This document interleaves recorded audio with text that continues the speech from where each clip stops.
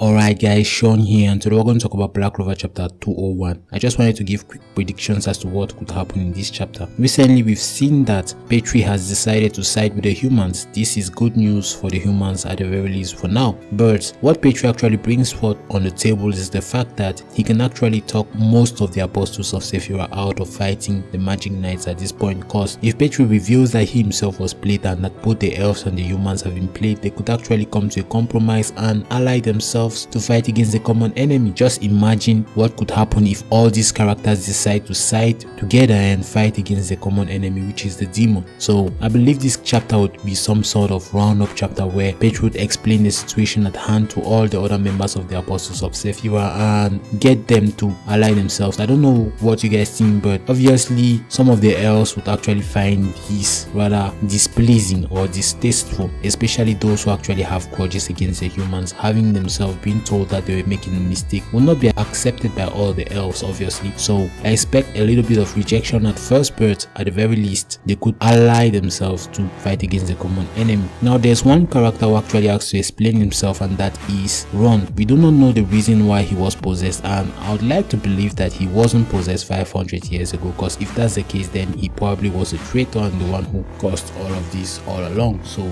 I don't want to believe that's the case, but it is very possible that that could be the case. As far as the demon is concerned, if he stumbles upon Leak, then he's pretty much in a difficult situation, because reality warping tricks won't work on someone whose mana reserves could actually disintegrate both mana based objects and physical objects. So whether he conjures physical objects or mana based objects, those won't work on Leaked. But there is a very interesting thing that hasn't happened yet, because we are still investigating the demon's abilities, and anti-mana seems to be something that is related to the demon, because as I said, he had felt that type of presence before, so it therefore implies that it is possible that he could actually have anti-mana based magic, and if that's the case then he could actually turn out to be a problem for Leaked to handle, and obviously he could overwhelm Leaked given he actually has this anti-mana ability. So the demon, we don't actually have a lot of intel on him right now, but his reality warping magic himself is kind of overpowered, but can't work on an even more overpowered character like Leaked. So yeah, so in my honest opinion, I think that this chapter will be much more of a roundup chapter, you know, to